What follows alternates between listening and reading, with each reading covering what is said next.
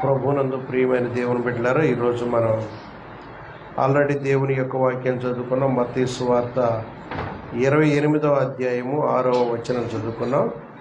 దేవుని దూతలు సమాధి దగ్గర ఉన్నారు.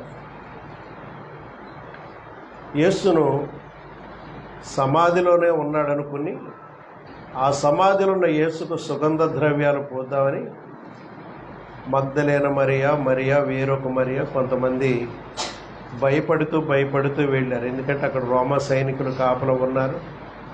మరి వీళ్ళందరూ కూడా అక్కడికి వెళ్ళారు. వెళ్ళినప్పుడు అక్కడ రాయి పొర్లించబడి ఉండటం చూశారు. ఏంటి విచిత్రం, ఇక్కడ రాయి లేదు అని అనుకున్నారు. అక్కడ దేవదూతులుండి వాడు చెప్పారు, అమ్మా ఆయన లేచి ఉన్నాడు, ఆయన ఇక్కడ లేడు, ఆయన లేచి ఉన్నాడు. మీరు వెళ్ళి ఈ సంగతి ఆయన శిష్యులతో మీరు చెప్పండి అనేటువంటి వర్తమానం దూతలు ఇక్కడ చెప్పినట్టు మనం చూస్తున్నాం. దేవుడికి స్తోత్రం. కాబట్టి మన ప్రభువు మరణాన్ని జయించి తిరిగి లేచాడు. దేవుడికి స్తోత్రం. బలో క్రీస్తు మహారాజుకే, మరణమును జయించిన జయశీలుడుకు యేసుకు, బలో క్రీస్తు మహారాజుకు. ఇంకా కొంచెం గట్టిగా అందామా? బలో క్రీస్తు మహారాజుకు, మరణాన్ని జయించిన యేసుక్రీస్తుకు, పునరుద్ధానుడైన యేసు ప్రభువుకు, బలో క్రీస్తు మహారాజుకు. మన దేవుడు సజీవుడైన దేవుడు. మన జీవితాల్లో దేనికి మనం భయపడకుండా ధైర్యంగా జీవించవచ్చు. ఈ లోకంలో చాలామంది గొప్ప మహానుభావులు అనబడిన వాళ్ళు, ప్రపంచాన్ని ఏలదాం అనుకున్న వాళ్ళు, ఏలిన వాళ్ళు, రాజులు, ఘనులు, గొప్పవారు కూడా పుట్టారు. వాళ్ళందరూ కూడా చనిపోయి అలాగే వాళ్ళ దేహాలు సమాధుల్లో ఉండిపోయారు. మన ప్రభు అయితే వాళ్ళందరి మధ్య నుంచి పైకి లేచాడు. దేవుడికి స్తోత్రం. 3వ దినాన్న సమాధిలోంచి ఆయన తిరిగి లేచాడు. దేవుడికి స్తోత్రం కలుగును గాక. హల్లెలూయా. ఢిల్లీలో అనుకుంటాను, ఢిల్లీలోనే కదా శాంతివనం, సమాధుల దొడ్డి, రాజకీయ నాయకుల సమాధి దొడ్డి అక్కడ ఉంది. ఢిల్లీలో మమ్మల్ని వీళ్ళే తీసుకెళ్లారు. అక్కడ శాంతివనం అనేది ఉంది. గాంధీ గారి సమాధి ఉంది, రాజీవ్ గాంధీ సమాధి ఉంది, ఇందిరాగాంధీ సమాధి ఉంది, నెహ్రూ గారిది ఉంది. ఇలా పెద్ద పెద్ద నాయకులు అందరి సమాధులు అక్కడ పెద్ద స్థలాలు కేటాయించారు. వాళ్ళందరి సమాధులు అలాగే ఉండగా ఈ లోకంలో యేసు ప్రభువుకు సమాధి మాత్రమే, అంటే రాతి గుహలో పెట్టారు ఆయన సమాధి, దానికి మూతేశారు. కానీ ఆ సమాధి రాతి మూత లేదు, అందరూ వెళ్ళి చూడవచ్చు. మన యేసు ప్రభు మరణం నుండి తిరిగి లేచాడు. మన దేవుడు సజీవుడుగా ఉన్నాడు, మనందరితో మాట్లాడు. ఆ దినాల్లో ఆయన శరీరధారిగా ఉన్న దినాల్లో ఎలాంటి గొప్ప కార్యాలు చేశాడో ఈనాడు కూడా ఆయన మన కొరకు గొప్ప కార్యాలు చేయగలిగిన దేవుడు. స్తోత్రం. నిద్రపోమకండి. మన దేవుడు ఆనాడు ఎన్ని గొప్ప కార్యాలు చేశాడు, అంతకంటే గొప్ప కార్యాలు చేయగల శక్తి పునరుద్ధానుడు, మరణమును గెలిచిన మన యేసయ్యలో ఉంది. హల్లెలూయా. కాబట్టి ఇక్కడ కొన్ని ప్రశ్నలు కూడా ఉంటాయి. యేసుక్రీస్తు ప్రభువారు 3 దినాలు అన్నారు కదా, మరి 3 దినాలు సమాధిలో ఉన్నాడా అనేటువంటి సమస్య కొంతమంది లేవనెత్తుతుంటారు. దానికి కూడా ఒక సమాధానం. యూదులు మనం ఆలోచించినట్టు ఆలోచించరు. వాళ్ళ ఆచారం ఏంటి? శుక్రవారం నాడు సమాధిలో పెట్టారుగా, శుక్రవారాన్ని పూర్తి శుక్రవారంగా భావిస్తారు. అది 3 దినాలంటే 72 గంటల్లాగా ఆలోచించారు. శుక్రవారం కింద లెక్కే, శనివారం లెక్కే, ఆదివారం తెల్లవారుజాము లేచాయంటే ఆదివారం అంతా లెక్కే. 3 దినాలు ఆయన 3వ దినాన్ని ఆయన సమాధి నుంచి లెగుస్తాడని చెప్పారు. మన దేవుడు 3వ దినాన్ని సమాధించి యేసు ప్రభు 72 గంటలను ఎక్కడ చెప్పరా, 3వ దినాన్ని లెగుస్తానన్నాడు. శుక్రవారం సమాధి చేపట్టాడు, శనివారం నాడు ఉన్నాడు, ఆదివారం నాడు లేచాడు, అంటే 3వ రోజు. దేవుడికి స్తోత్రం. మనం ఈ సంబంధమైనటువంటి డౌట్లు మనం ఏం పెట్టుకోకండి. యేసు ప్రభు చెప్పినట్టు ఆయన తిరిగి లేచాడు, అది మనకు ముఖ్యం. దేవుడికి స్తోత్రం. మత్తయి సువార్త 26 చదివాం. ఆయన ఇక్కడ లేడు, ఆయన లేచి ఉన్నాడు అంటున్నారు. హల్లెలూయా. ప్రపంచంలో చాలా గొప్పవారు వచ్చారు కానీ చనిపోయారు, కానీ యేసు మాత్రమే చనిపోయి తిరిగి లేచాడు. ఇప్పుడు మనం చెప్పుకోవాల్సింది ఏంటంటే శిలువ దగ్గర నుండి సమాధి వరకు జరిగిన విషయాలు ఏంటంటే యోహాను సువార్త 19వ అధ్యాయము 30వ వచనం ఒకసారి జ్ఞాపకం చేసుకుంది. యోహాను సువార్త 19వ అధ్యాయము 30వ వచనం. యేసుక్రీస్తు అక్కడ ఏం చెప్తాడంటే, యేసు ప్రభు చేదు కలిపిన ఆ చిరక పుచ్చుకొని సమాప్తమైనని చెప్పి తల వంచి ఆత్మను అప్పగించుకొనెను. దేవుడికి స్తోత్రం. ఏం చేసినాము? చిరక పుచ్చుకొని సమాప్తం అయిందని చెప్పి. అంటే ఏంటి సమాప్తం అవటం అంటే, దేవుడు ఆయనకు అప్పగించిన పని, రక్షణ ప్రణాళికను సంపూర్ణంగా నెరవేర్చి తన బలియాగము ద్వారా తండ్రికి చెప్తున్నాడు సమాప్తమైనదని చెప్పి తన ఆత్మను తండ్రి చేతికి అప్పగించుకుని ఆయన చనిపోయాడు. యేసు మరణం ఇక్కడ ఓటమి కాదు, అది దేవుని ప్రణాళికలో ఒక భాగం. దేవుడికి స్తోత్రం. ఏంటమ్మా? యేసు మరణం ఒక ఓటమి కాదు, అక్కడ అది దేవుని ప్రణాళికలో ఒక భాగమై ఉన్నది. దేవుడికి స్తోత్రం. యెషయా గ్రంథము 53వ అధ్యాయము 5వ వచనం చదివినట్లయితే ఆయన ఎందుకు సిలువేయబడ్డాడు ఆ విషయం కూడా ఉంది. ప్రవక్త అయిన యెషయా యేసు ప్రభు ఈ లోకానికి రాకముందు 750 సంవత్సరాల ముందే చెప్పాడు ఈ మాట. మన అతిక్రమ క్రియలను బట్టి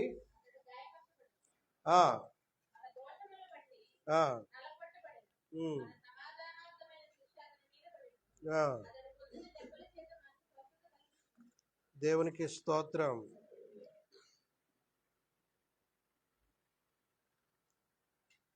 మనకై యేసు మరణించే, మన పాపముల కొరకే, నిత్య జీవమునిచ్చుటకే, సత్యుండు సజీవుడాయి, నిత్య జీవమునిచ్చుటకే, సత్యుండు సజీవుడా,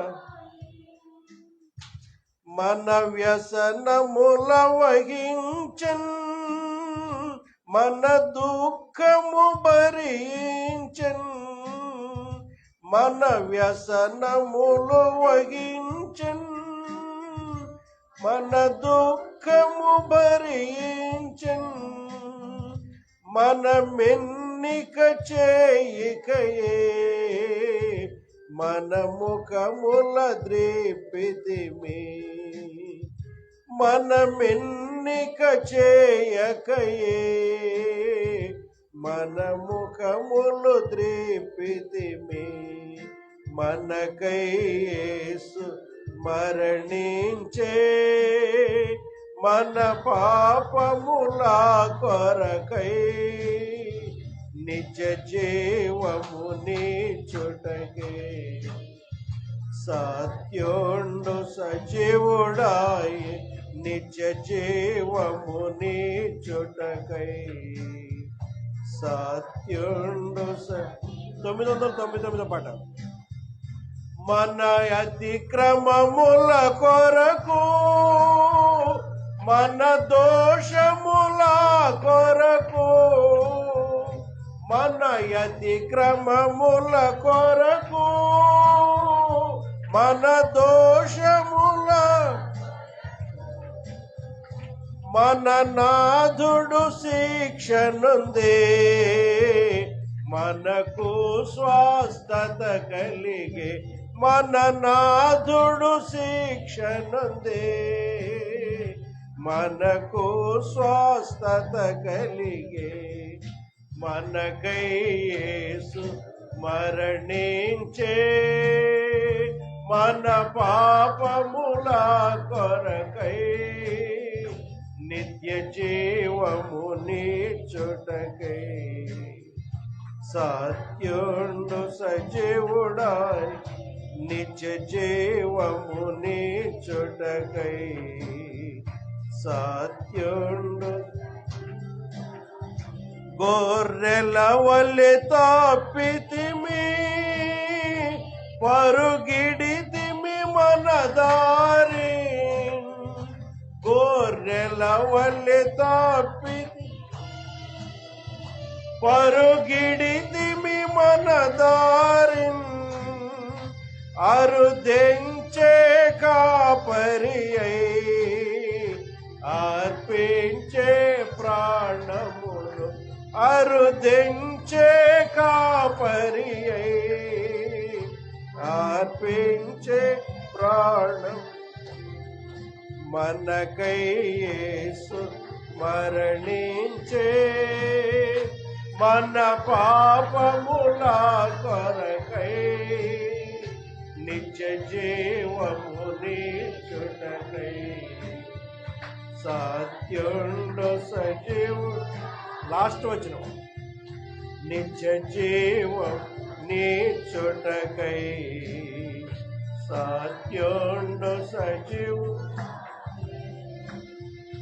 సిలువలో వ్రేలాడే, సమాధిల నుండేను, సిలువలో వ్రేలాడే, సమాధిల నుండేను, సజీవుండై లేచెన్, స్తోత్రము హల్లెలూయా, సజీవుండై లేచెన్, స్తోత్రము హల్లెలూయా, మనకై యేసు మరణించే, మన పాపముల కొరకై నిత్య జీవము నీచుటకై, సత్యుండు నిత్య జీవము నీచుటకై, సత్యుండు సజీవుడాయే. మన అతిక్రమ క్రియలను బట్టి అతడు గాయపరచబడెను, మన దోషములను బట్టి నలగబడెను. యేసు సిలువ వేయబడ్డం ఎందుకమ్మా? మన అతిక్రమ క్రియలను బట్టి అతడు గాయపరచబడెను, మన దోషములను బట్టి. మన తరపున మన కొరకు మరో వ్యక్తి చనిపోయాడు. అది కదా దేవుడు చేసింది మన కొరకు. అంటే ఒక తండ్రి తన కుమారుడి కోసం శిక్ష తానే అనుభవించినట్లుగా, అలాగే యేసు కూడా మన పాప శిక్షను తన మీదకి తీసుకున్నాడు. అది అర్థం. దేవుడికి స్తోత్రం.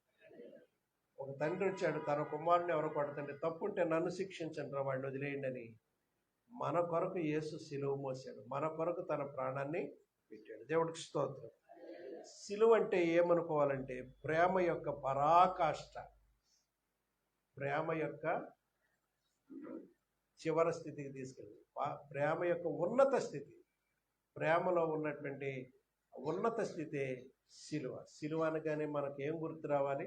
సిలువ మరణం అని కాదు, అక్కడ దుఃఖం కాదు, అక్కడ ఆయన ప్రేమ యొక్క ఔన్నత్యం కనబడాలి మనకి. దేవుడికి సిలువ అనగానే యేసు నన్ను ఎంతో ప్రేమించాడు, నా కొరకే త్యాగం చేశాడు, తన ప్రాణం పెట్టాడు, నన్ను మిన్నగా ప్రేమిస్తున్నాడు అన్న సంగతి మనకు అర్థమవుతుంది.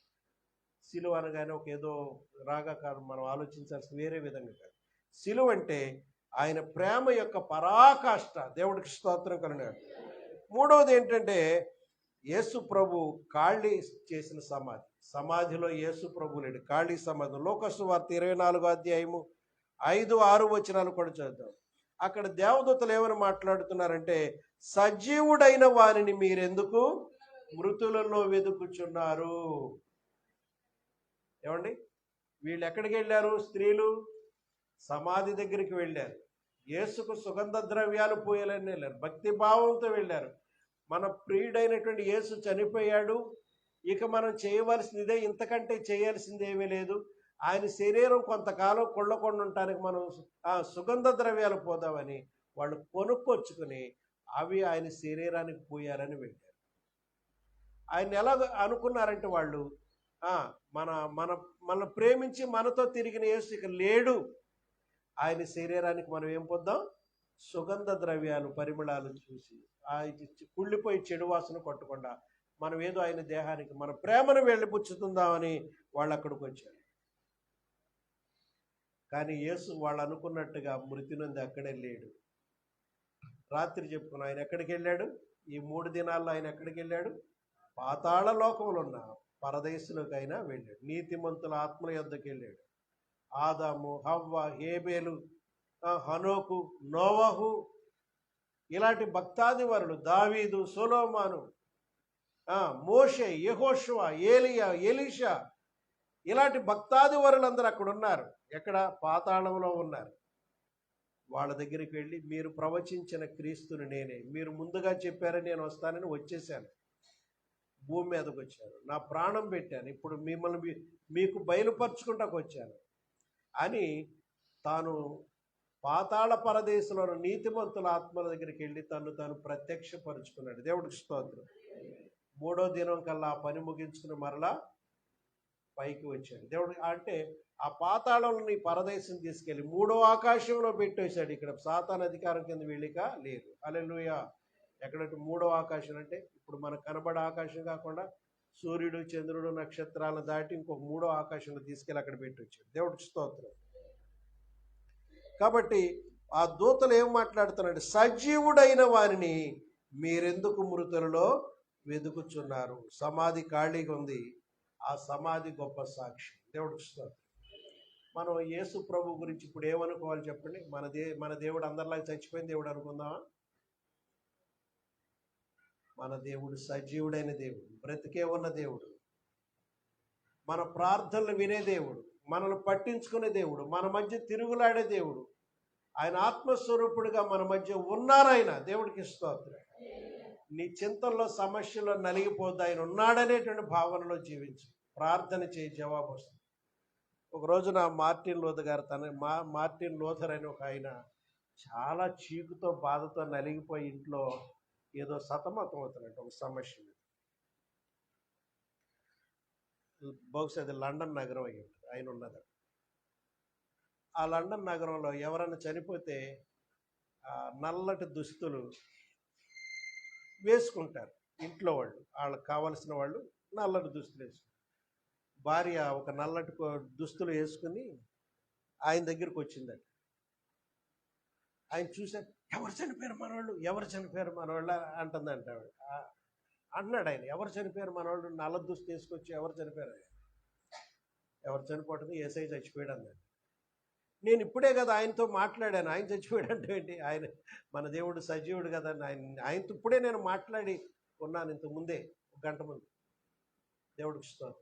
మరి అట్లయితే మీరు ఎందుకు విచారంగా ఉన్నారు? నీ దేవుడు సజీవుడు, మాట్లాడాను అంటున్నావు కదా, ఎందుకు విచారంతో అలాగే మునగదీసి కూర్చున్నారు? మన దేవుడు జవాబు ఇచ్చే దేవుడు కదా, అద్భుతాలు చేసే దేవుడు కదా. మరి ఈ విషయం నీ భర్త కష్టాలు ఉన్నప్పుడు నువ్వు చెప్పాలి కదా. ఏమండి, నీ భర్త సతమతం అయిపోతుంటే, అప్పులు కూడా ఏదో సమస్యతో నలిగిపోతుంటే, మనకు యేసు ప్రభు సజీవుడు ఉన్నాడు, మీరు భయపడొద్దండి. ఈ ఫీజులు ఎలా కట్టాలని భయపడొద్దండి, ఈ చదువు ఎలా ముగిస్తానని భయపడొద్దండి. మనకు యేసు ఉన్నాడు, అండగా దండగా మన ప్రార్థన అంటాడు, ఏదో ఒక సహాయం చేస్తాడండి అని నువ్వు నీ భర్తను బలపరచాలి. దేవుడికి స్తోత్రం. అదే నీ బిడ్డలో కూడా నువ్వు బలపరచాలి. ఆయన జ్ఞానం ఇస్తాడు, సహాయం చేస్తాడు, చేయూతనిస్తాడని మీరు ఒకళ్ళనొకళ్ళు బలపరుచుకోవాలి. దేవుడికి స్తోత్రం. కష్టాల్లో ఉంటే అలాగే కూరుకుపోవద్దు, అగాధంలోకి వెళ్ళిపోద్దు. ఎవరు నాకు సహాయం లేరనుకోవద్దు. నాకు అన్నదమ్ములు లేరు, అక్క చెల్లెలు లేరు, నాకు కావలసిన వాళ్ళు ఎవరు లేరు, నన్ను పట్టించుకునే వాళ్ళు ఎవరు లేరని నువ్వు కృంగిపోవద్దు.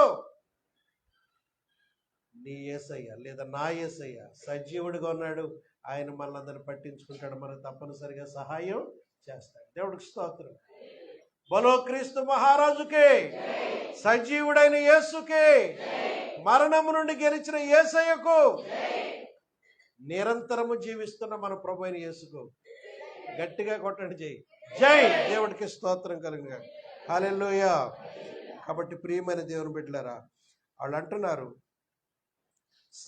సజీవుడైన వారిని మీరెందుకు మృతుల్లో వెతుకుతున్నారు? సమాధి ఖాళీగా ఉంది.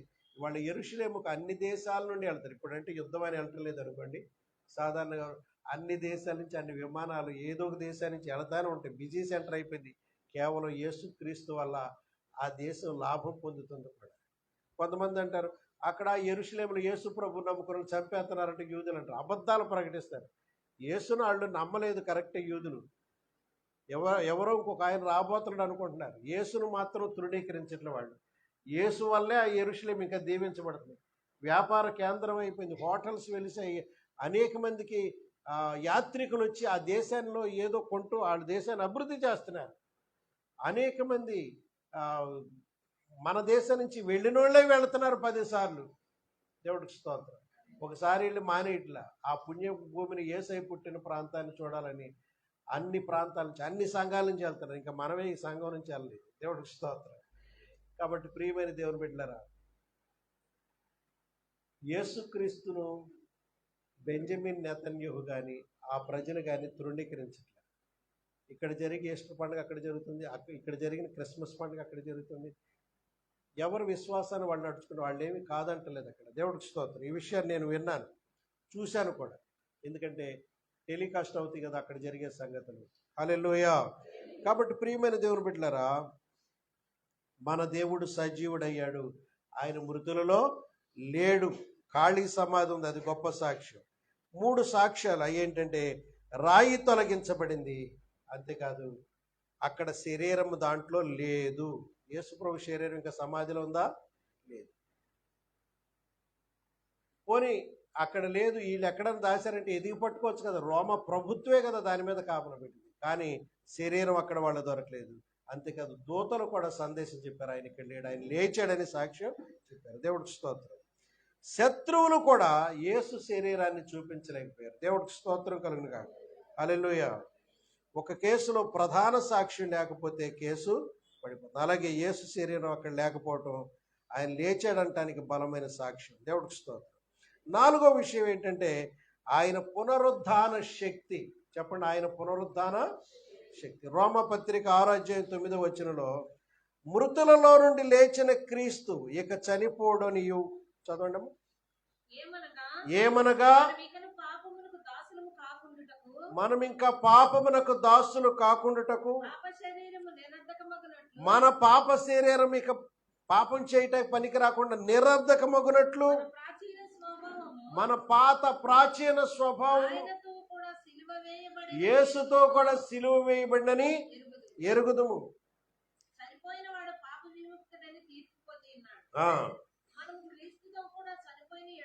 మనము క్రీస్తుతో కూడా చనిపోయిన ఎడల మృతులలో నుండి లేచిన క్రీస్తు ఇక చనిపోడు. మృతులలో నుండి లేచిన ఈ క్రీస్తు ప్రభు మరలా చనిపోయే విధానం లేదు. యుగ యుగములు జీవించువాడు. దేవుడికి స్తోత్రం. మృతులలో నుండి లేచిన క్రీస్తు చనిపోడు. దేవుడికి స్తోత్రం. మనం చనిపోతే గారు ఆయనకి చనిపోయాడు కాదు. దేవుడికి స్తోత్రం. మనకు నిత్య జీవం, యుగ యుగాలు బ్రతికే జీవం ఇవ్వటానికి ఆయన సమాధి నుండి లేచాడు. దేవుడికి స్తోత్రం. కాబట్టి ప్రియమైన దేవుని బిడ్డలారా, ఆయన మన దేవుడికి చనిపోయే దేవుడు కాదు. ఆయనకి ఇక మరణం అనేది లేదు. ఫిలిప్పీలకు రాసిన పత్రిక 3:10 పౌలు అంటాడు, ఆయన పునరుద్ధాన బలం తెలుసుకోవాలి, అది నాలో ఉండాలని కోరుతున్నాడు. చదవండి. ఏ విధము చేతనైనను. చూడండి, ఆయన భక్తి ఎందుకు చేస్తున్నాడంటే యేసు లేచినట్లుగా నేను కూడా ఒకానొక దినం చనిపోయినా సరే తిరిగి అలా లేవాలి. అది ఆయన కోరిక. మరలా చదవమాట. ఏ విధము చేతనైనను. మృతులలో నుండి అందరూ అలాగే ఉండిపోయినట్టు వండుకో. మృతులలో నుండి నాకు కూడా పునరుద్ధానము కలగవల్లని. ఆయన మరణం విషయంలో సమాన అనుభవం. అంటే ఆయన మరణం చెందినటువంటి ఆ బాధలన్నీ నా శరీరం మీదకి వచ్చినా నాకు పర్వాలేదు. యేసు ప్రభు ఎన్ని ఇబ్బందులు పెట్టారో అవన్నీ నేను అనుభవించడానికి, రాళ్లతో కొట్టిన, కొరడాలతో కొట్టిన, బెత్తాలతో కొట్టిన, ఈ శరీరాన్ని హింసించేసిన, నాకు కావాల్సింది ఏంటంటే నా కోరిక ఆయన లేచినట్టుగా నా శరీరం ఒక దినాన్న లేవాలి. దేవుడికి స్తోత్రం. సమానానుభవం గలవాడనై ఆయన పునరుద్ధాన బలమును ఎరుగు నిమిత్తము ఆయన నేను పూర్తిగా అండర్స్టాండ్ చేసుకోవాలి. ఆయన పునరుద్ధాన బలమును అర్థం చేసుకోవాలి. నేను ఆయన శ్రమలలో పాలివాడనగుట ఎట్టిదో ఎరుగు నిమిత్తము నేను సమస్తమును నష్టపరుచుకుని నా ఆస్తులు ఆయన కంటే గొప్పవి కాదు. ఆయన కంటే, ఆయన ఆరాధన కంటే, ఆయన దైవత్వం కంటే ఈ లోకంలో నాకు ఏది గొప్పది కాదు. ఆయనే గొప్ప నాకు. దేవుడికి స్తోత్రం. సమస్తమును నేను ఎలా ఎంచుకుంటున్నాను? పెంటతో సమానంగా ఎంచుకుంటే ధనము, ఆధిక్యతలు, గౌరవాలు, పదవులు ఇవేమి నాకు అక్కర్లా, ఆయన కావాలన్నారు. దేవుడికి స్తోత్రం. నీ కోరిక నా కోరిక అదై ఉండాలి. మన శరీరముల్లో ఆయన పునరుద్ధాన శక్తి ఉండాలి. దేవుడికి స్తోత్రం. నీవు యేసు ప్రభువుని భక్తి చేస్తున్నావంటే నీ శరీరంలో కూడా ఆయన జీవం నింపబడి ఉండాలి. హల్లెలూయా. నేను ఒక వాక్యాన్ని బైరపట్నంలో అక్కడ చెప్పాను ఈ మధ్య. అంటే అప్పుడు క్రీస్తు ఈ లోకానికి రాలేదు, కానీ భక్తుల శరీరాల్లో ఆయన జీవం ఉంది, చనిపోయినా సరే అనే విషయం చెప్పారు. అలాంటి శక్తి దైవ సేవకుల్లో కూడా కావాలని చెప్పారు. అదేంటంటే ఎలీషా అనే భక్తుడు చనిపోతాడు, సమాధిలో పెడతారు కదా. అప్పుడు వీళ్ళకి ఇశ్రాయేళ్ళకి సిరియన్లకి ఏది యుద్ధం జరుగుతుంది. ఫిలిస్తీన్లకో వీళ్ళకో సిరియన్లకి వీళ్ళకి తెలియదు.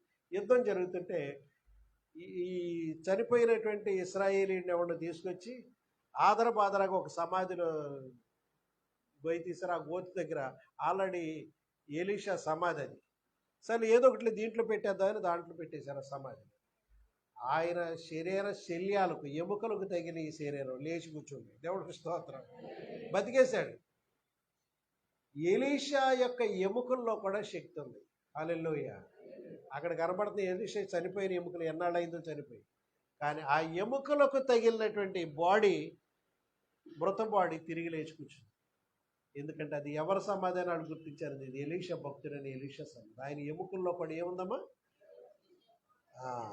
రిజరెక్టెడ్ బాడీ అనమాట. అంటే తర్వాత లెగుస్తాడు ఆయన. ఆయన ఎముకల్లో కూడా ఇంకా శక్తి ఉంది. నువ్వు చేసే భక్తి నీ ఎముకల్లో, నీ కండరాల్లో, నీ నరాల్లో, నీ శరీరంలో, నీ బ్రెయిన్లో నింపబడిపోయి ఉండాలి. దేవుడికి స్తోత్రం. దేవుడు నమ్ముకున్నట్టు నమ్ముకున్నాం కాదు, నికార్సుగా బ్రతుకుతాం, పరిశుద్ధతగా బ్రతుకుతాం, నిందారహితులు బ్రతుకుతాం. దేవుడంటే భయముతో భక్తితో బ్రతుకుతాం, నీతిగా బ్రతుకుతాం, యథార్థతగా బ్రతుకుతాం, దేవుడికి ఇష్టంగా బ్రతుకుతాం. ఆయనకి ఇష్టం లేనిది ఏది చేయొద్దు, ఆయనకి ఇష్టమున్న అన్నీ చేద్దాం. దేవుడికి స్తోత్రం. దేవుడు కోరుకున్నట్టుగా జీవిద్దామండి. మన ఎముకల్లో కూడా పునరుద్ధాన శక్తి నిండి ఉండాలి. దైవ సేవకులారా, ఈ మాటలు వింటున్న దైవ సేవకులారా, లైవ్లో చూస్తున్న వారు ఎవరైనా, నీ శరీరంలో కూడా పునరుద్ధాన శక్తి నింపబడి ఉండును గాక. బ్రతికున్నప్పుడే కాదు, చచ్చినా సరే అద్భుతాలు జరగాలి మన ద్వారా. హల్లెలూయా, హల్లెలూయా. ఇక్కడ పౌలు అంటున్నాడు, ఆయన పునరుద్ధాన బలం ఎరుగు నిమిత్తము నేను సమస్తమును నష్టపరుచుకుంటున్నాను.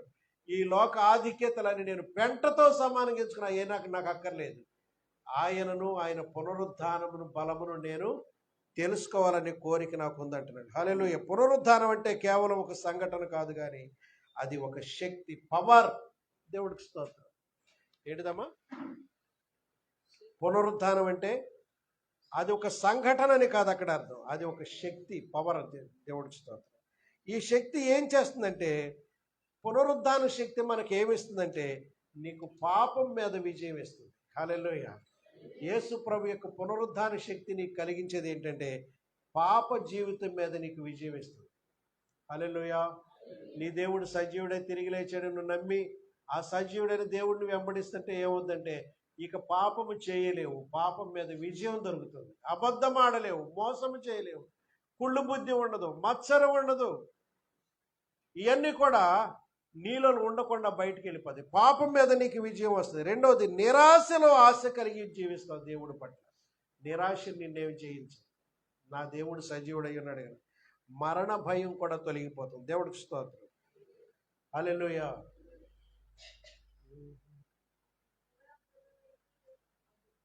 మరణ భయము లేదు నాకనే ఒక పాట ఉందమ్మా, ఏదో వచ్చిన గుర్తున్నట్లు. మరణ భయము లేదు నాకనే పాట ఉంది. దేవుడికి స్తోత్రం. మనకు మరణాన్ని గురించిన భయం ఉండదు. ఎవడో చచ్చిపోయినాడంటే వాడి గురించి భయం ఉండదు. ఏదో దెయ్యాలు శక్తులు వస్తాయని భయం ఉండదు. ఎవడో నన్ను చంపేస్తాడని భయం కూడా అక్కర్లేదు.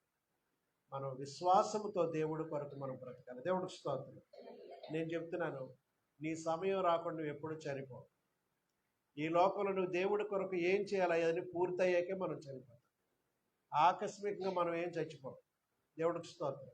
ఎందుకొరకు దేవుడు నిన్ను ఈ లోకాన్ని పంపించాడు, ఆ కార్యం పూర్తి చేసుకునే చనిపోతాం. తండ్రికి మన ఆత్మను అప్పగించుకుని విశ్వాసంతో వెళతాం. అంతేగాని వాళ్ళని చూసి వాటేసుకుని ఏడ్చి, అన్నదమ్ములు వాటేసుకుని ఏడ్చి, భార్యను చూసి వాటేసుకుని, బిడ్డలను చూసి ఉసూరుమని ఏడుస్తూ మనమైతే ప్రాణాలు విడవు. తండ్రి నీ చేతికి నా ఆత్మను అప్పగించుకున్న నిరీక్షణతో మనం చచ్చిపోతాం. మరణం మనకి నిరుత్సాహం కలిగిస్తుంది, నిరీక్షణ కలిగిస్తుంది. నేను సరాసరి యేసు రాజ్యానికి వెళ్తానని ధైర్యం కలిగింది. డాక్టర్ బిల్లీ గ్రహం గారు వృద్ధాప్యులు చనిపోయే టైంలో విలేకరులు ఇల్లు అడిగారట, మీరు కొద్ది రోజుల్లోనూ గంటలో చనిపోతారు, ఏమనిపిస్తుంది మీకంటే? ఏముంది బ్రదర్, ఇల్లు మారుతున్నాను, ఇప్పుడు వరకు ఇక్కడ ఉన్నాను, వేరే ఇంటికి వెళ్తున్నాను అన్నాడు. దేవుడికి స్తోత్రం. ఎంత ఈజీగా చెప్పాడు, ఎంత నిరీక్షణ చెప్పాడు. ఏమైపోద్దో నాకు తెలియదు బాబా అన్నాడా? అడ్రస్ చేంజ్ అవుతున్నాను అంతే, ఇప్పుడు వరకు ఇక్కడ ఉన్నాను, వేరే లోకంలో ఉంటాను నేను. హల్లెలూయా. మహామహులైన అందరితో కలిసి ఉంటాడు. దేవుడి కొరకు గొప్పగా సేవ చేసి తమ జీవితాలు దేవుని కొరకు ధారపోసినటువంటి భక్తులందరూ కూడా పరలోక రాజ్యంలో దేవుని భక్తుల మధ్య పరదైసులో ఉంటారు. ఇప్పుడు ఇంకా పరలోకంలోకి ఎవరు వెళ్ళలేదు, పరదైసు విశ్రమ స్థానంలో ఉంటారు. దేవుడికి స్తోత్రం. ఉదాహరణ ఏంటంటే, ఒక చీకటి గదిలో దీపం వెలిగితే చీకటి అంతా వెంటనే పారిపోతుంది. అలాగే యేసు జీవం మన జీవితంలోకి వస్తే మనలో ఉన్న పాపం, భయం, నిరాశ అన్నీ కూడా పారిపోతాయి. దేవుడికి స్తోత్రం. 5వ పాయింట్ ఏంటంటే, మేరీ మగ్దలేన యొక్క అనుభవం. యోహాను సువార్త 20:16 యేసు ఆమెను చూచి మరియా అని పిలిచాడు. సజీవుడని యేసుక్రీస్తు ఆ సమాధి తెరవబట్టు చూసి ఆవిడ ఏడుస్తుంది, నా యేసుని ఎవరు ఎత్తుకుపోయారు, ఆయన ఇక్కడ లేడని సమాధి దగ్గర ఏడుస్తుంది. మగ్దలేన మరియా ఏడుస్తుంది అక్కడ సమాధి దగ్గర. ఏడుస్తుంటే అక్కడ యేసు ప్రభు పునరుద్ధరణుడు ఆయన నిలబడ్డాడు. ఆయన ఎవరో తోటమాలేమో అనుకుంటుంది ఆవిడ, ఆయన గుర్తుపట్టడు. ఆవిడ బహుగా దుఃఖపడి ఏడుస్తుంటే వెనక నుంచి పిలిచాడు యేసు మరియా అన్నాడండి. దేవుడికి స్తోత్రం. ఆవిడ హీబ్రూ భాషలో రబ్బూని, బోధకుడు, నా బోధకుడు అని పిలిచింది. దేవుడికి స్తోత్రం. యేసు ఆమెను చూచి మరియా అని పిలిచింది. మరియా ఆయన రబ్బూని అని పిలిచింది. ఆమె అప్పటికి కన్నీళ్లతో ఉంది, కానీ ఒక పిలుపు ఆవిడ జీవితంలో గొప్ప ఆశను కలిగించింది, ఆవిడ జీవితాన్ని మార్చింది. ఇక్కడ మనకు తెలుసుకోవాల్సిన పాఠం ఏంటంటే, యేసు ప్రతి ఒక్కరిని పేరుతో పిలుస్తాడు. జక్కయ్య దిగిరా అన్నాడు, అబ్రహామా అబ్రహామా అన్నాడు, సమూయేలు సమూయేలు అన్నాడు. ఆయన నిన్ను నన్ను అందరినీ ఎరిగి ఉన్నాడు, పేరు పెట్టి పిలిచేటువంటి దేవుడైన. దేవుడికి స్తోత్రం. తర్వాత 6వ విషయం ఏంటంటే, శిష్యుల్లో కొంచెం మార్పు కలిగింది. అపోస్తలుల కార్యం 4:33 చదివితే, అపోస్తలుల కార్యం 4:33 అదియుగాక అపోస్తలులు బహు బలముగా యేసు పునరుద్ధానమును గూర్చి సాక్ష్యం ఇచ్చిరి. ఇదియుగాక అపోస్తలులు అంటే యేసుక్రీస్తు 12 మంది శిష్యులు. ఒకటి చనిపోయాడు అనుకోండి, ఇంకోటిని ఎన్నుకు చేసుకున్న తర్వాత 12 మంది శిష్యులు కూడా యేసుక్రీస్తు యొక్క పునరుద్ధానాన్ని గూర్చి బహుబలముగా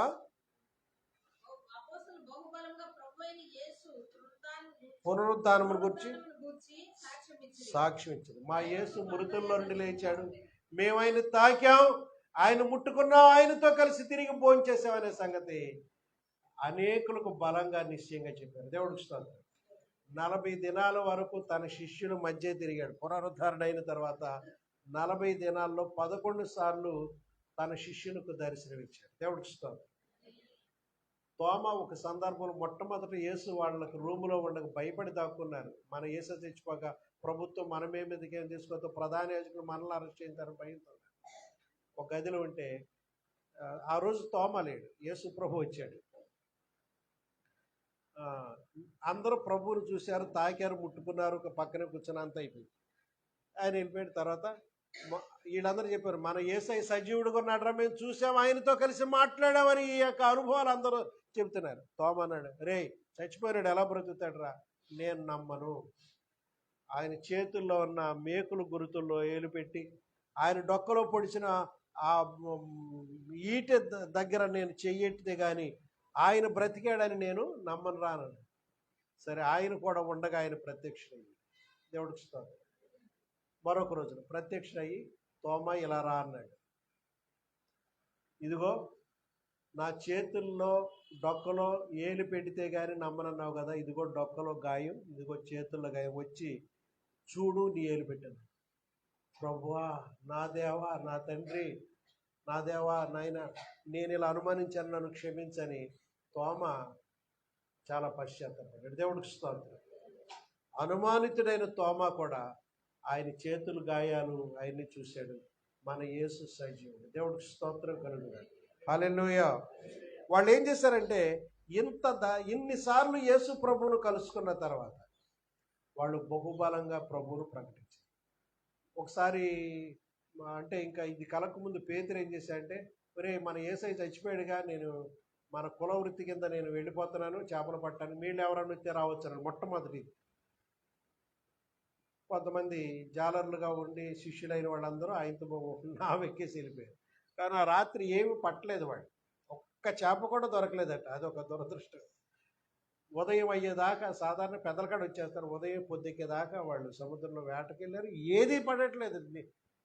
యేసు చచ్చిపోయాడు కదా, మనకి ఏం పనుంది ఇది అనుకో. యేసు చనిపోయాడని నువ్వు అనుకుంటే నువ్వు నిరుత్సాహం కూరుకుపోతావు, నీకు అపజయాలు ఎదురవుతాయి. యేసు బ్రతికున్నాడని నువ్వు నమ్మితే నీకు గొప్ప విషయాలు దొరుకుతాయి. దేవుడికి స్తోత్రం. ఏం పట్ల ఉదయాన్నే సూర్యోదయం ఆయన ముఖమే పడుతుంది. యేసు ప్రభు అక్కడ నిలబడి ఆ సముద్రం ఒడ్డున దగ్గరికి వస్తున్నటువంటి ఆ నావను చూసి, పిల్లలారా మీ దగ్గర తినటానికి ఏమన్నా ఉందన్నాడు. మా దగ్గర ఏమీ లేదండి.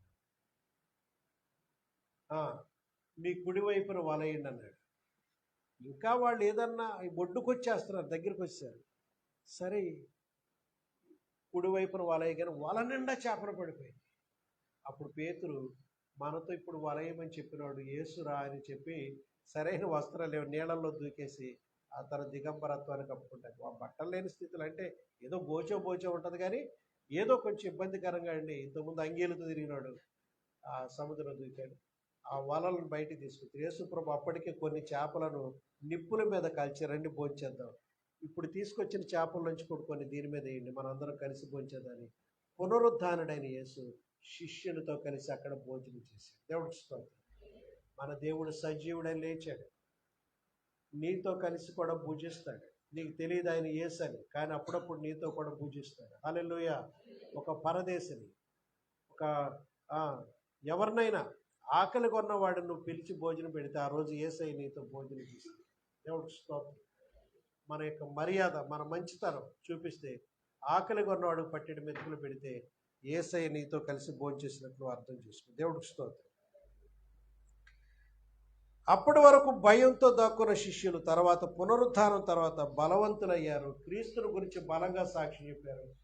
పునరుద్ధాన శక్తితో నింపబడ్డారు. పేతురు దారెమ్మటి నడుస్తుంటే ఆ నీడ పడిన వాళ్ళు కూడా బతికేశారు. దేవుడికి స్తోత్రం. రోగులు స్వస్థపడ్డారు, దెయ్యాలు పట్టిన వాళ్ళు విడుదల పొందారు. ఎన్నో అద్భుతాలు దేవుడు చేశాడు వాళ్ళ ద్వారా. హల్లెలూయా. తర్వాత 7వ విషయం ఏంటంటే, మన జీవితంలో ఈస్టర్ ఎలా పనిచేస్తుందంటే, ఈస్టర్ అనేది కేవలం ఒక సంఘటన కాదు, కానీ మన జీవితంలో ఇది ఒక అనుభూతి కావాలి.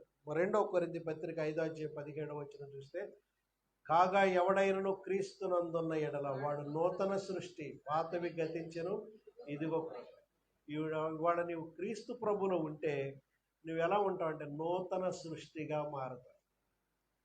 నువ్వు క్రీస్తులో ఉంటే ఎలా ఉంటావు? పాత వ్యక్తిగా ఉండవు, ఒక నూతన సృష్టిగా ఉండవు. పాతవన్నీ గతించిపోయి అన్ని దైవ క్రియలు, దైవ ఉద్దేశాలు, దైవ నడిపింపుతూనే ఉంటావు. కాగా ఎవడైనను క్రీస్తునందున్న ఎడల వాడు ఈజ్ ఎ న్యూ క్రియేషన్. ఆ పాతయన్నీ గతించిపోతాయి, సమస్తము నీ కొరకు క్రొత్తమవుతాయి. ఇక నుంచి నూతన క్రియలు దేవుడు కొరకు చేస్తాడు. దేవుడికి స్తోత్రం కలనాడు. కాబట్టి ఎవడైనను క్రీస్తునందుంటే నూతన సృష్టి. ఇక్కడ 3 ప్రశ్నలు ఉన్నాయి. అదేంటంటే, నా హృదయం ఇంకా సమాధిలో ఉన్నట్టుగా నిరుత్సాహంగా ఉందా? 1. లేదా నేను ఇంకా పాపంలోనే ఉన్నానా? ఇప్పుడు యేసు ప్రభు నాకు జీవముగాల నిరీక్షణగా ఉన్నాడు అనేటువంటి మనం ప్రశ్నించుకోవాలి. దేవుడికి స్తోత్రం. నా హృదయం ఇంకా సమాధిలో యేసు ప్రభు ఉన్నాడు, ఆయన ఇంకా లెగలేదు అన్నట్టుగా ఉందా నీ జీవితంలో? లేదా నేను ఇంకా పాపంలోనే ఉన్నాను, బయటికి పడలేకపోయాను అనేటువంటి భావనతోనే ఉన్నావా? లేదా యేసు నాకు జీవం అనేటువంటి చెప్పుకోగలిగిన స్థితిలో నీవు ఉన్నావు? అది గమనించుకోవాలి. చివరిది ఏంటంటే, యోహాను సువార్త 11:25 చివరి మాట ఇది చూడండి. యోహాను సువార్త 11:25 యేసు ప్రభు ఇలా చెప్పాడు. యేసు పునరుద్ధానమును జీవమును నేనే, నా యందు విశ్వాసముంచువాడు చనిపోయినను బ్రతుకును, బ్రతికి నా యందు విశ్వాసముంచువాడు అన్నటికి ఈ మాట మార్తతో చెప్పాడు. లాజరు చనిపోయాడు. 4 దినాలు అయిన తర్వాత 5వ రోజు ఆయన వచ్చాడు యేసు ప్రభు. అందరూ ఇలా అనుకుంటున్నారు, మీ యేసు మాట మాటకు వచ్చి ఆయన శిష్యులతో వచ్చి తినేళ్ళేవాడుగా బూర్లు వండారు, గారెలు వండారు, కోడి మాంసం వండారు, వేట మాంసం వండారు, విందులు చేశారు. కానీ చూసారా, మీకు ఆపద వచ్చినప్పుడు ఆయన వచ్చాడేమో చూసారా అన్నట్టుగా కొంతమంది అంటున్నారు. నిజంగానే వీళ్ళు ఒక పండగలాగా ఉండేది యేసు ప్రభు వచ్చినప్పుడు అన్న చేసేవారు. కానీ లాజరు రోగిగా ఉన్నాడని కబురంపినప్పుడు యేసు ప్రభు ఏమనంటే, ఈ వ్యాధి మరణం కొరకు వచ్చింది కాదులే, మీరు వెళ్ళండి వస్తారన్నాడు. లాజరుతో ఇలా చెప్పారు, ఈ వ్యాధి మరణం కొరకు వచ్చింది కాదు, వస్తున్నానన్నాడు అన్నాడు. లాజరు యేసయ్య ప్రభు ఎప్పుడు వస్తావు ఎదురు చూస్తూ చచ్చిపోయాడు. సహోదరి ఏడ్చాడు. యేసు ప్రభు అక్కడి నుంచి దూరం నుంచి వచ్చేసరికి మరి 2 రోజులు అయింది. 4 రోజులు తిరిగి 5వ రోజుకి ఊడిపడ్డాడు యేసు ప్రభు. అందరూ అంటున్నారు, ఇదిగో ఇప్పుడు వచ్చాడు ప్రభు, మీ యేసు ప్రభు. సరే, మార్త యేసును కలుసుకుంటాకి ఎదురెళ్ళింది వస్తున్నాను తెలిసి. ఆయన చూసి బావురమనొచ్చు, యేసు నువ్వు మేము కౌరంపినప్పుడే వచ్చుంటే లాజరు ఇలా చనిపోయి సమాధి చేయబడేవాడు కాదు. మేము పిలిచినప్పుడు నీకు తెలిసిన వెంటనే వచ్చేస్తే లాజరు ఇలా చనిపోయాడు కాదు. ఇప్పుడు మా లాజరు తమ్ముడు చనిపోయాడు, మేము దిక్కులేని వాడు అయిపోయాడు. లాజరు సజీవుడిగా బ్రతికున్న టైంలో యేసు వచ్చుంటే ఆ రోగం నుంచి విడిపించాడు. అంతే కదా జరిగేది. కానీ ఇప్పుడు లేటుగా రావటం వల్ల ఏం జరిగింది? యేసు ప్రభు చనిపోయి 4 రోజులు సమాధి నుండి లాజరును మాట చేత బ్రతికించాడు. చప్పట్లు కొట్టండి ఒకసారి దేవుడు. ఏదో నువ్వు యేసు ప్రభు రోగాలు బాగు చేసేవాడని మాత్రమే విశ్వాసం ఉంది. ఇక దాన్ని మించిన కార్యాలు చేస్తాడు నీ దేవుడు. దేవుడికి మళ్ళీ చప్పట్లు కొడదాం. మనం ఏదో కొద్దిగా తెలుసుకున్నాం దేవుడి గురించి, ఆయన శక్తిని గురించి మనం కొద్దిగానే తెలుసుకున్నాం. ఇంకా చాలా తెలుసుకోవాల్సింది ఆయన గురించి. ఆయన ఏంటంటే మృతులను కూడా లేపే శక్తి గల దేవుడు మన దేవుడు. దేవుడికి స్తోత్రం. మనకు తెలిసింది అంతే.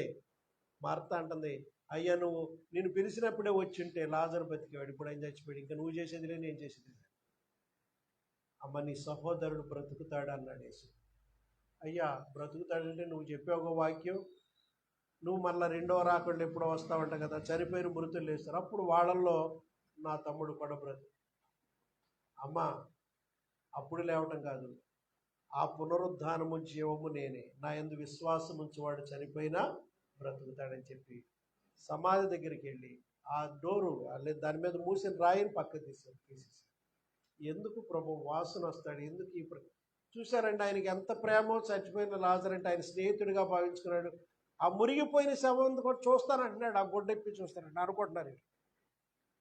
యేసు ప్రభు వారు లాజరు లే అన్నాడు. దేవుడికి స్తోత్రం. చనిపోయిన లాజరు లేచి దిగ్గును లేచి బయటకు వచ్చాడు. దేవుడికి స్తోత్రం. ఆయన చుట్టిన గుడ్డలన్నీ పేయమన్నాడు. చనిపోయిన లాజరు బ్రతికాడు 4 రోజులు.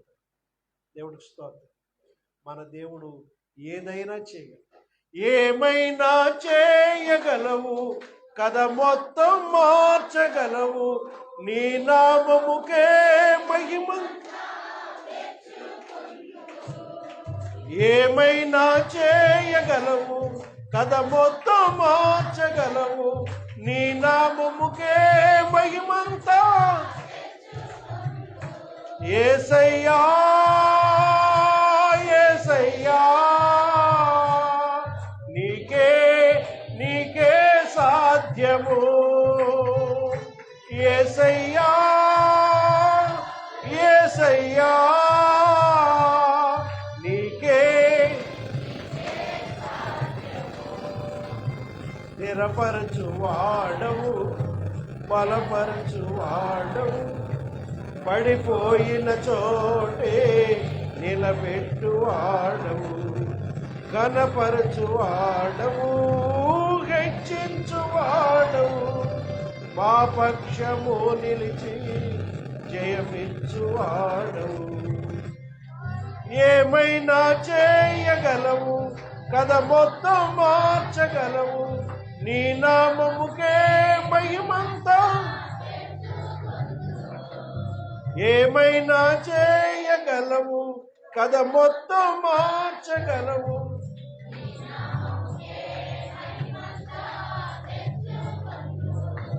యేసయ్యా యేసయ్యా నీకే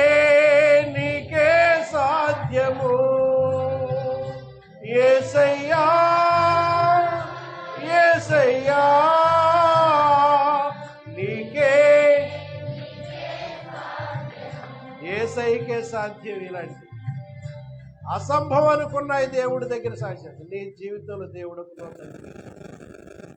నువ్వు ఎలాంటి సమస్య దగ్గరకు వచ్చావు, సజీవుడని ఏసై కార్యం. మనం నమ్ముకున్న దేవుడు ఆషామాషి దేవుడు కాదు.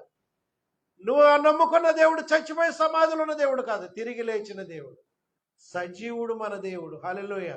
నీ అనుదిన జీవితంలో నా యేసయ్య సజీవుడు అనుకుంటే, యోబు అలాగే అనుకున్నాడు, నా దేవుడు సజీవుడు అన్నాడు. కాబట్టి అంత రోగంలోంచి కూడా బయట వెళ్ళిపోయాడు. దేవుడికి స్తోత్రం. నీకు ఏదైనా రోగం నొప్పితో మూలన పడిపోయావు అనుకోండి, నా దేవుడు సజీవుడు సజీవుడు అని ఆ రోజు 100 సార్లు 115 సార్లు అనుకో, నువ్వు సజీవుడాలుగా అయిపోతావు. దేవుడికి స్తోత్రం. నీ సమస్యలతో సతమతం అయిపోతున్నావు, ఆర్థిక ఇబ్బందులు, నా దేవుడు సజీవుడు నాకు సహాయం చేస్తాడు, నా దేవుడు సజీవుడు సహాయం చేస్తాడు అనుకో, తప్పనిసరిగా సహాయం చేస్తాడు. ఇంత గొప్ప దేవుడు నీకు సహాయం చెప్పితే ఆయన నమ్ముకోవటం కూడా వేస్ట్. ఆయన సజీవుడైన దేవుడు. దేవుడికి స్తోత్రం. నీ ఆపత్కాలమును నన్ను గురించి మొరపెట్టుము, నేను నిన్ను విడిపించేదను అన్నాడు ఆయన. దేవుడికి స్తోత్రం. ఆపత్కాలంలో వాడి దగ్గరికి వెళ్ళి వీడి దగ్గరికి వెళ్ళి, ఆపత్కాలమును నీవు నన్ను గురించి మొరపెట్టుము, నేను నిన్ను విడిపించేదను, నీవు నన్ను మహిమపరుస్తావు అన్నాడు. హల్లెలూయా. కళ్ళు మూసుకొని ప్రార్థన చేద్దాం. దేవానికి స్తోత్రం. సజీవుడైన దేవానికి స్తోత్రం. మరణించి 3వ దినమున తిరిగి లేచిన దేవానికి